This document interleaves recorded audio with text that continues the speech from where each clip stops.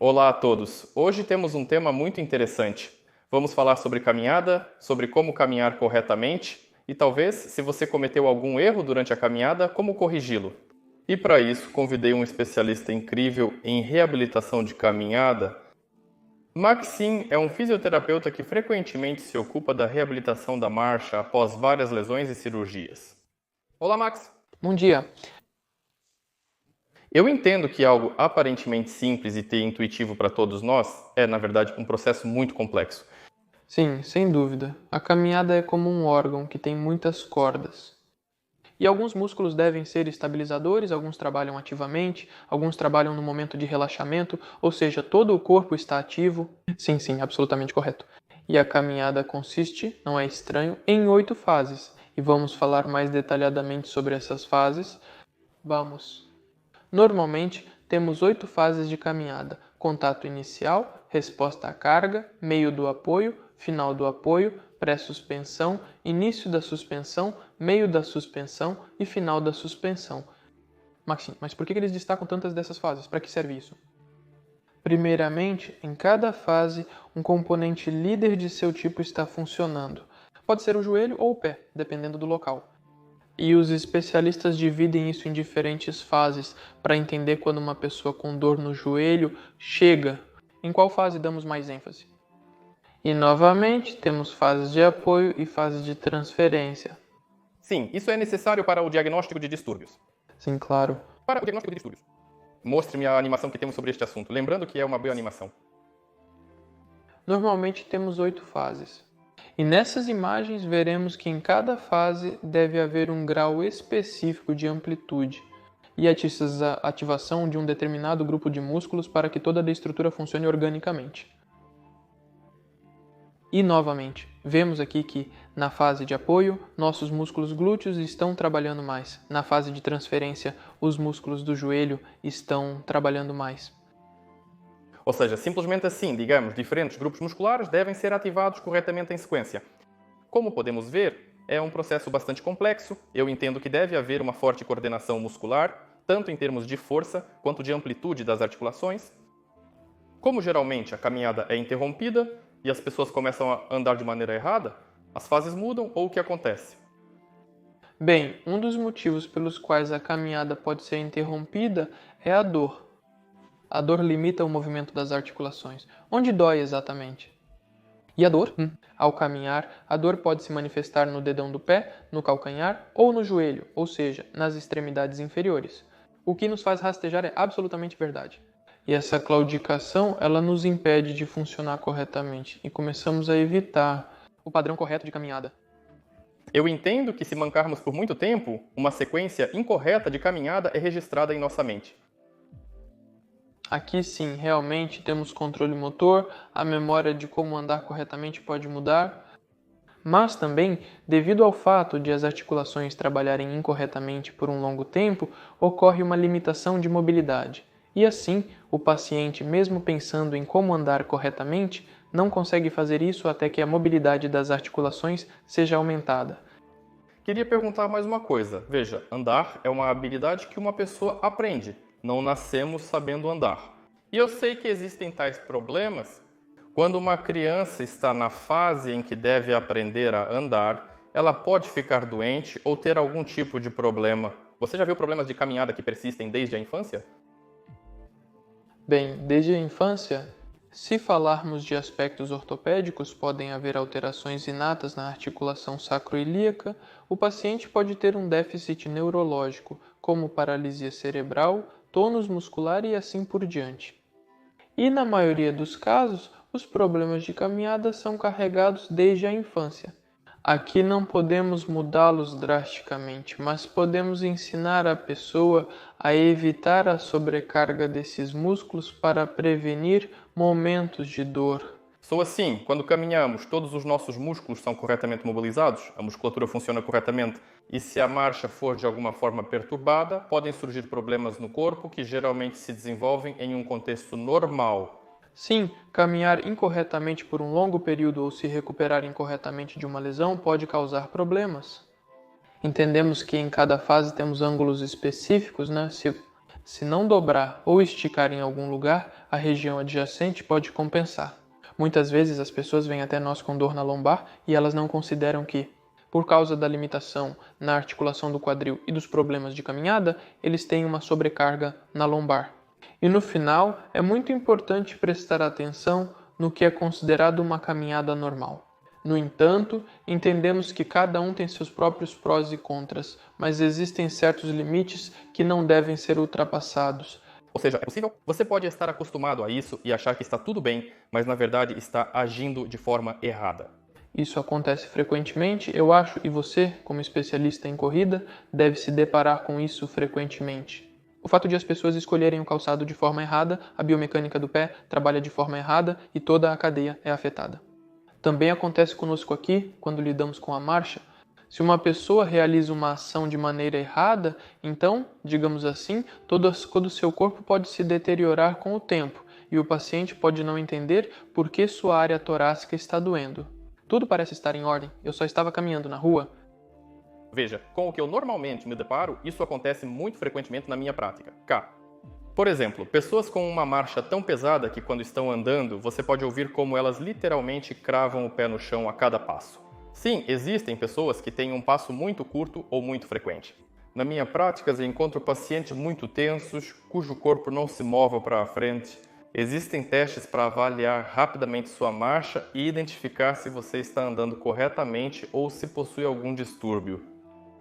Bem, a primeira coisa que eu faria seria me gravar no telefone. No aplicativo, posso demonstrar depois como ir do ponto A ao B, para que você veja cada fase. E mais, se você perceber mudanças na sua marcha que se desviam do normal, você precisa procurar um especialista e resolver seu problema. Vamos ver como caminhar corretamente. Vamos lá. Para analisar a caminhada, você vai precisar de um espaço amplo e pode usar seu celular para isso. E filmar em câmera lenta como você anda, vamos dar uma olhada na caminhada. Pedimos a uma pessoa para andar? E em que devemos enfatizar aqui? Observamos a amplitude do movimento das articulações, também observamos o quanto o pé rola do calcanhar até o dedão, o quanto a postura das pernas é larga e o balanço do corpo. Vamos dar alguns exemplos do que você pode ver. Pediremos a Vladimir para demonstrar se o corpo do paciente estiver tenso. Aliás, frequentemente vejo colegas andando assim com os ombros para frente e a caminhada dessa forma. E vemos que aqui há uma rotação insuficiente, aqui o grande foco será o treinamento de rotação. Vamos pedir à pessoa para aumentar a mobilidade. Isso causará dor na região torácica da coluna. Mais adiante podemos ver que as articulações sacroiliacas não se dobram. Vamos pedir ao paciente para caminhar até nós de lado e podemos ver que a pessoa pode andar um pouco com as pernas dobradas. E aqui haverá dor na área da virilha e o paciente vai reclamar de desconforto com a falta de apoio traseiro. Apoio. Também podemos ver quando pedimos a uma pessoa para andar para frente, a instabilidade do joelho e o paciente pode andar e podemos ver a instabilidade quando as pessoas vêm até nós e dizem o quê? Eu tive uma lesão no joelho anterior e não sinto desconforto ao caminhar. Você pode pegar uma das dicas de vida e pedir a uma pessoa para vir até você e contar alguns números, digamos, 100 menos 7, vamos pedir 100 menos 7, 93. E quando uma pessoa começa a se distrair de sua caminhada, você pode ver a instabilidade na articulação do joelho, o que nos diz que precisamos consultar um especialista? Então, para resumir, temos alguns distúrbios de marcha principais. O primeiro é a alteração do comprimento do passo, quando uma pessoa não tem a fase posterior do passo e a coxa rígida. O segundo é a perturbação do desprendimento e rolamento do pé, quando não há um bom contato do calcanhar e do dedo do pé, e há uma arrastada do pé. É a instabilidade da articulação do joelho na fase de apoio e a fixação do segmento torácico da coluna vertebral. Maxim, podemos escolher exercícios que possam corrigir esses problemas se nossos espectadores os virem durante a caminhada? Sim, quando vocês filmaram o vídeo e analisaram suas falhas, devem fazer o exercício que vamos explicar agora. Mostrarei o primeiro exercício. Se você tem um problema com a rotação do corpo, você vai precisar de uma faixa de resistência. Você coloca a faixa de resistência atrás de um objeto. A altura da faixa de resistência deve ser um pouco abaixo do seu quadril. Você fica de costas para a faixa de resistência. Faça um leve alongamento e a sua tarefa é dar um passo com o pé esquerdo e a mão direita vai na direção do polegar. Dessa forma, você tenta criar artificialmente a rotação do corpo. Você deve fazer este exercício por 30 segundos em uma perna e 30 segundos na outra. E o foco do trabalho é na sincronia da perna, braço e corpo. O movimento ocorre ao redor do umbigo. E se você percebeu um problema, que você anda com as pernas dobradas e falta flexibilidade na posição do quadril, um dos bons exercícios seria o seguinte: você se aproxima de uma parede ou mesa se permitir. Você se apoia no quadril na mesa, coloca as mãos e lentamente move a perna para trás na posição do quadril. Agora você empurra o quadril para frente, segura por 10 segundos, relaxa e tenta mover a perna para trás, e você faz este exercício em 3 séries de 10 segundos cada. Se você perceber neste vídeo que tem uma passada curta e não tem uma boa rolagem do calcanhar para o dedão do pé, um dos bons exercícios é rolar lentamente usando um objeto. Pegue uma bola de tênis. E depois disso você se levanta contra a parede e lentamente cria artificialmente. Levantou o calcanhar, abaixou, levantou o calcanhar, abaixou. E no próximo momento você pode levantar o calcanhar e abaixar o pé. Levante o calcanhar e abaixe o pé. Um ponto importante é que você coloca o pé no calcanhar, a transferência de peso vai do dedo do meio para o dedão do pé e você lentamente executa esses exercícios. Entendo que há pessoas com problemas mais sérios de caminhada, como após lesões, cirurgias ou substituição da articulação do quadril. Compreendo que você lida muito com essa situação. Sim, de fato, trabalhei por muito tempo com neurologia e agora me dedico totalmente à ortopedia. E frequentemente me deparo com problemas de locomoção após cirurgias, como endoprótese, artroscopia e substituição de ligamentos. Lá existem outros distúrbios de marcha um pouco mais expressivos e evidentes do que os analisados, sendo vistos mais rapidamente. Por exemplo, vamos considerar o caso de um homem com problemas de locomoção. Quando observamos sua marcha, vemos que há claudicação. Se nos aprofundarmos mais na claudicação, vemos que o homem tem limitações no tornozelo e, após isso, precisamos verificar a amplitude. Vemos que realmente o homem tem uma deficiência de 20 graus de movimento. Depois disso, devemos fazer algumas técnicas de mobilização para aumentar a amplitude do tornozelo. Depois de termos feito o trabalho, precisamos verificar novamente a caminhada do nosso homem. E vemos que se você identificou corretamente o problema e aplicou corretamente a técnica para resolver esse problema, veremos uma mudança significativa na caminhada. Ou seja, acontece conosco, não apenas por causa dos músculos, mas também por causa da amplitude nas articulações. Essa situação ocorre.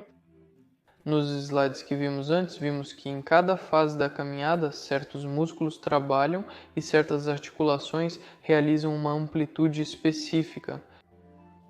Excelente. Também podemos ver quando os pacientes têm claudicação e, por assim dizer, a marcha se intensifica, vamos chamá-la assim.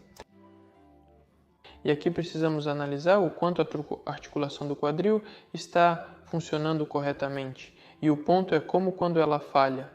Isto é, ocorrem capotamentos de um lado para o outro. E por que isso acontece? E aqui a mulher teve uma endoprótese, uma semana após a cirurgia, e aqui está a fraqueza do músculo do meio da coxa. Essa oscilação é causada pela fraqueza muscular. Você se concentrou principalmente na recuperação muscular dela? Absolutamente correto. E até que ponto podemos reduzir essa desordem? Tudo depende de quanto tempo o paciente está mancando e as causas dessa manqueira. Se for muscular ou articular, então precisamos trabalhar nisso. Se entendemos que é uma manqueira congênita, então é improvável que possamos mudar isso. Analise sua caminhada e, se encontrar problemas, certifique-se de realizar o exercício do nosso vídeo. Se você tiver perguntas sobre caminhada ou recuperação após cirurgias pesadas, nós e Máximo faremos uma transmissão ao vivo em breve, onde responderemos todas as suas perguntas. Saúde para todos? Até breve.